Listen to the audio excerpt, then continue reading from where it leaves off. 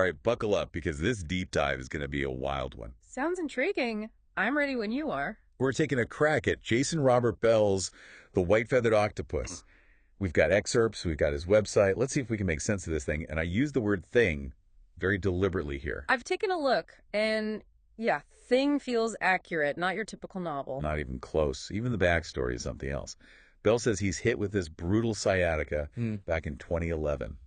Intense pain, probably some strong meds too, and bam, he's got these crazy visions like kaleidoscopes on overdrive. It's almost like he accidentally unlocked a hidden part of his brain or something. He calls it an ecstatic experience, even a mind penis blown moment, whatever that means. Right. I mean, not exactly the kind of language you'd expect from your average author. He actually compares the book to a spell book or a grimoire.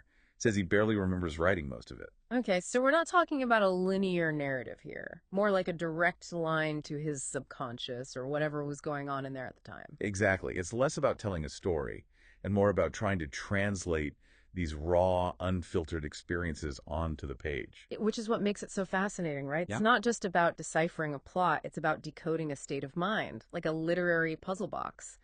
And speaking of puzzles, those who have read The White Feathered Octopus have had some, shall we say, interesting reactions. You mean like those reviews from Robin Luzin and Matthew Carter? Talk about a tough read. They were comparing it to Naked Lunch, which is not exactly a walk in the park. Yeah, they mention feeling physically ill, having nightmares, the works. But here's the thing. There's always a thing. Right, but the thing here is that despite all that, they were captivated. They talked about this raw sincerity, this feeling that Bell is holding absolutely nothing back. Just laying it all out there, even if it makes you want to hide under the covers. Exactly. It takes guts to be that vulnerable, that exposed. No kidding. So it sounds like he's going for a visceral reaction here, not a neatly packaged story. He's not easing us in. He's throwing us head first into this world of his. Which is the perfect segue to the themes and symbols popping up throughout the excerpts you shared.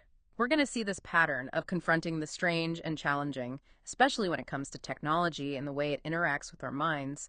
All right, let's get into it then. We've established this book is anything but ordinary. So we've got this book, right, born from this totally unique, intense experience. And it's like Bell's using every trick in the book to make us feel that. He's not holding back, that's for sure. No, not at all. And one of the most, striking images he uses is that white feathered octopus. It's right there in the title. Got to be important. What do you make of that? Oh man, the white feathered octopus, that's a loaded one. I mean, it's practically bursting with. Bursting is a good word. Yeah.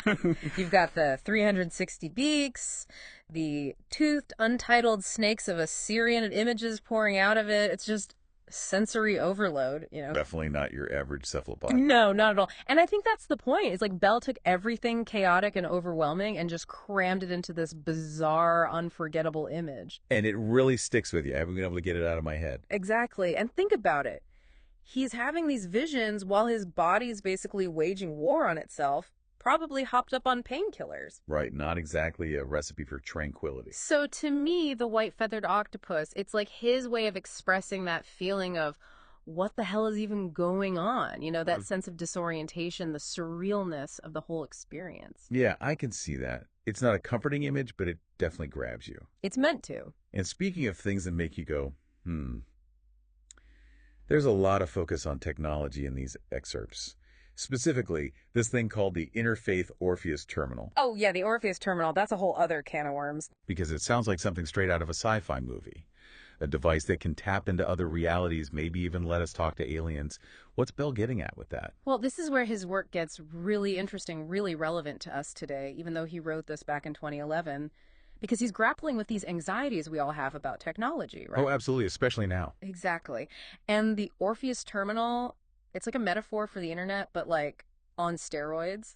Instead of cat videos and doom scrolling, we're talking about accessing the collective unconscious, maybe even frying our brains in the process. Right, and that's where apiformation comes in. Okay, apiformation, another one of those Bell-isms. What does that even mean? Basically, it's his term for this evolution of human consciousness, maybe even a forced evolution because of technology like the Orpheus Terminal. Mm-hmm. He uses other terms too, like dung throwers and thothists. Right, those definitely jumped out at me. It's like he's asking, What happens to us, to our humanity, when we can plug our brains directly into the internet, into other dimensions even?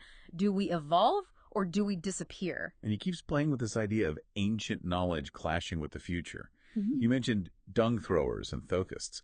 What are those exactly? Is he just making up words? Well, he kind of is, but that's part of his brilliance, you know? These made-up words, they force you to slow down, to really think about what they might mean. They definitely stand out. Exactly. So dung throwers, they seem to represent these primal, almost shamanistic figures, people who understand this deeper truth about reality. Okay, I'm with you so far. And then you've got the Thophists, like that character Jace the Ace, who seem to carry that ancient knowledge into the future, but maybe they're even weaponizing it. So you've got this clash of old and new ancient wisdom colliding with futuristic tech like the Orpheus terminal. Exactly. It's like a recipe for either enlightenment or disaster, or maybe a little bit of both. And speaking of Bill's unique way with words, so we've got these ancient forces, we've got futuristic tech, and this white feathered octopus kind of embodying the chaos of it all. It's a lot to wrap your head around, that's for sure. It really is. And I keep coming back to this question of, like, what does it all mean? If you had to sum up the message of the white feathered octopus, what would it be? Oh man, that's the million-dollar question, isn't it? And honestly, I think the beauty of it is there's no single answer. Yeah, I don't think it's about finding a concrete message. You know, it's more about the experience of reading it, of letting yourself get a little lost in Bell's unique world. Okay, yeah, that actually makes sense. He's not preaching or anything. More like he's opening a door to a different way of seeing things. Exactly. Remember, this whole thing came from a place of pain, from these altered states of consciousness. It's like he's saying, hey, reality is way weirder and maybe even scarier than we think. Well, we can handle it. Exactly. We can face it head on, even find some humor in it. And he definitely uses humor in some unexpected places. Mind penis. Yeah, mind penis. And dung throwers in the same book. It's jarring, but you kind of have to laugh. That's Bell's style, though, right? He's not shying away from the weirdness, the uncomfortable stuff. He leans into it, uses humor to disarm you, make you more open to these big, sometimes scary ideas. It's like, if you can laugh at the absurdity of it all, maybe you can handle anything. Exactly. And that's what the white feathered octopus is, you know? It's a wild ride. Throws you in the deep end and dares you to swim. So for anyone listening who's like totally intrigued by all of this, maybe even a little brave, is the white feathered octopus worth the plunge? Absolutely. It's not going to be for everyone, that's for sure. But if you're looking for something challenging, something that'll make you think, maybe even change the way you see things, this book is calling your name. Just be prepared to have your mind thoroughly bent. And maybe even your mind penis blown. Thanks for taking this deep dive with us. It's been a trip. And to everyone listening, until next time, keep exploring, keep questioning, and keep your mind open to the unexpected.